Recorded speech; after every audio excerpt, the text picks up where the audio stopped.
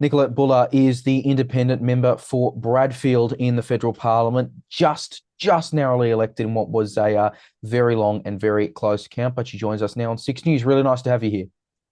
It's great to be here, Leo. So on the count itself, we know how much it kind of seesawed for a few weeks. At times, it was completely tied. At other points, we're talking a one vote margin. By the end of it, it was enough of a victory for you to not really be in further doubt. We think and you would hope. How was that whole experience for you over the past 4 weeks? Yeah, it was nail biting, literally, and a roller coaster.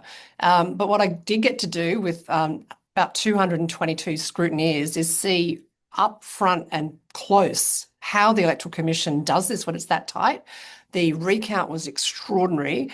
We threw out a few hundred extra ones that were informal, and in the end, not only did we recount everything, but we had a new level of accountability with the Australian Electoral Officer who came in and kind of, I suppose, adjudicated some of the really, really hairy ones that were up for discussion. So I've got really good confidence in the process that got us to this outcome, but it doesn't detract from the fact that this was an extraordinarily close fight here in Bradfield this time.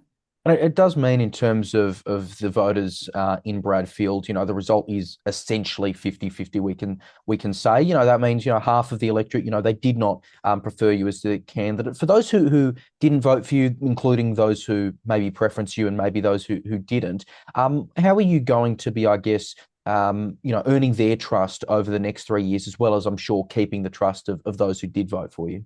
It's a great question. And the wonderful thing about being an independent is I don't have to be beholden to what happens in the party room around policies. So as an independent, I can work from the sensible centre to a much broader range of constituents. I don't even have to necessarily agree with constituents on certain issues. My job is to give voice to people in the community. And we've got such a multicultural, such a diverse group of people in modern Bradfield. There are a number of people and groups that I feel and I heard during the hustings and over the last 3 years whose voices aren't getting to Canberra. And some of the ones that can't vote yet, so the under 18s, people who might be permanent residents, but live in our community, even people that have small businesses here, but don't call this home at night. All of these people make up our community, and they're the types of people that I want to get into the room to help make decisions on the policies that matter that I take to Canberra. You, of course, were were a candidate in 2022 as an independent. So I wasn't your first rodeo at this point. You have kind of kept up a profile over the past 3 years before the election. You had a shadow member's office. Now that you're actually being able to settle into it, and look, we're still waiting for Parliament to actually sit, of course. But do you feel like with that past 3 years, you are, completely kind of ready to go into what is obviously going to be a very new experience for you? I don't think you're ever ready for anything, but I've just got such an amazing support base and community here who really wants politics done differently.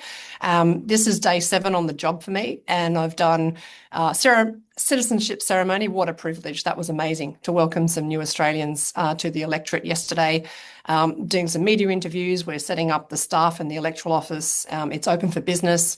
We're helping people with visa and all sorts of different things. So it's an absolute privilege to have this role. And I imagine that the learning curve is going to be as steep and nail-biting as probably the AEC count.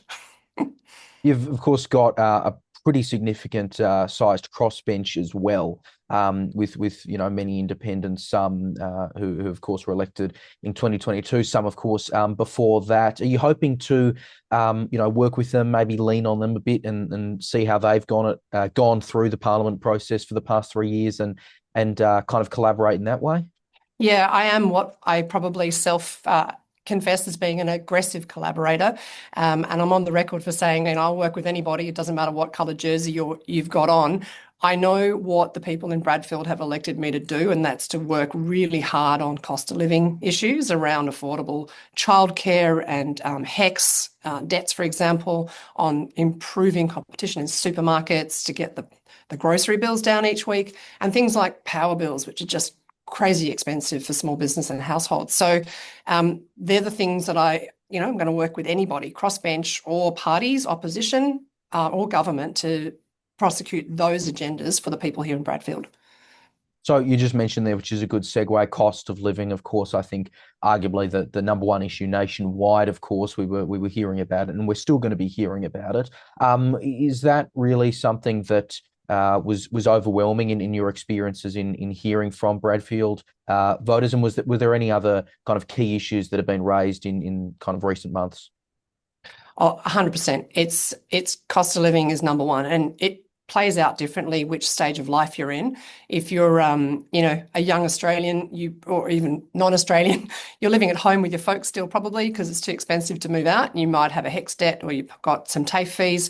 If you're a young family, you've got not only possibly a mortgage or rent, you've also got early childhood and care costs. And if you're someone who's later on in life, you've probably got your adult kids moving home with you, with the grandkids. So you're doing extra childhood duties and what have you. So cost of living is, it's an issue for everybody. And housing's the big elephant in the room. We've got, one of the wealthiest countries in the world, and we just can't get people into homes. We just don't have enough of them. And the homes that we do have, some of them are just, there's no incentives to put people in them. So we need to build more of them, and we've got to work out ways to get people into homes. Those are the main issues. And in my electorate in particular, the other one, because we've got national parks and we've got, insurance premiums have gone up in one suburb 40% that are on a bushfire zone. Insurance and climate change risk is an issue that people are still talking about, particularly older residents here who may be a little bit more comfortable in life, but really look at the world that they're living there, that they want to leave their kids and grandkids, and they really do care about action on climate.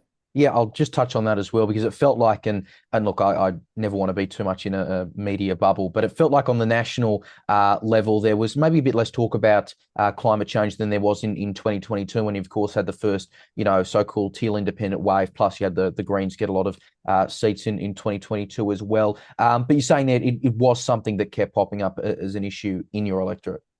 It was, and particularly also with the younger folks too. It was not number three, but also I think people realise that the flip-flopping of the policy on climate and particularly clean energy over the last several decades between the major parties is a large part why we have high power bill costs. It's a large part why we have insurance premiums going up. It's why we have supermarket, it adds to the price of our groceries. So climate in its own right doesn't necessarily stand out as a big issue, but it cuts across so many other areas of our economy and adds unnecessary cost, like to the price of capital. So yeah, I think people here see that there's great opportunities in just getting on with retooling the economy and having clean, affordable and reliable energy homegrown here. Big crossbench, of course, but even bigger government majority. In terms of the numbers in the House of Representatives, they don't need your vote to pass anything through there. So how are you going to be effective for Bradfield? And I mean, simply get anything done when, again, they can bypass you, that they can bypass anyone else in the House of Representatives. Yeah, it's not untrue, but I do look to the last parliament where there was also a majority, and I look at all the impressive things that the crossbench managed to get up. Now, Helen Haines, the independent from Indi, National Anti-Corruption Commission, both parties had that on their agenda for many different terms, never got done. But with her relentless advocacy, we now have a National Anti-Corruption Commission. Even the HECS debt discussion became an issue in the election because of Monique Ryan, independent for Kooyong. She put that on the agenda with a petition that she got, I think, several hundreds of thousands of people signed on to that, which gave her the push to get that done. And we had vehicle efficiency standards, thanks to Kylie Tink, the then member for North Sydney. That was something that even Paul Fletcher, the former member of Bradfield, was advocating for in his term of parliament when he was a minister in the government, but couldn't get it done. So independents, even without a balance of power, are successful in putting agendas on the table, bringing them to discussion in the chamber, not behind party doors, and pushing for change for what is in the best interests of people in their electorates. And obviously, at some level, it's wait and see for when Parliament is actually sitting. Of course, Labor did have a much slimmer majority than compared to, of course, what they have now. Are you feeling optimistic that they will continue to kind of listen to the crossbench on issues like you've just talked about there, and of course listen to yourself when it comes to Bradfield specific stuff? Maybe we should talk about that after we sit in Parliament for the first time. But what I can say is, I'm not here for a long time. I'm here for get things done. So I will be as courageous and as commonsensical as possible to get pragmatic solutions and for the people of Bradfield that are in the national interest. All right, well, I'm sure we will talk about it once Parliament is officially sitting, and I'm sure we'll catch up again in the future. Nicolette Boele, thank you so much for your time and congratulations again. Thanks, Leo.